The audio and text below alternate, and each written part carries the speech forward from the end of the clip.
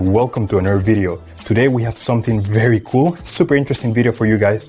I'm gonna show you how to unlock the network of your phone to use it with any carrier. This is gonna be useful if you wanna switch providers and use your phone with any other SIM card, any other carrier in any country. So it's gonna be compatible worldwide. So this is by far the best way to unlock your phone. I'm gonna show you how to do it step by step. Now this will work regardless if your phone is still under contract or out of contract. It doesn't really matter.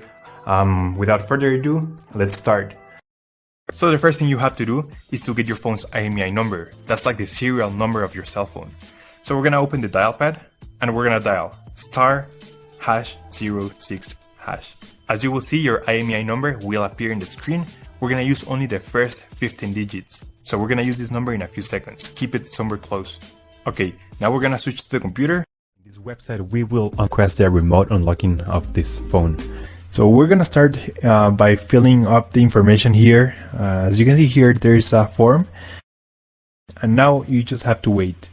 You have to wait until they send you your unlock code. This may take 5 minutes and up to 3 or 10 business days. It depends on every brand. I'm going to show you my personal email account so that you can see how the email will look like.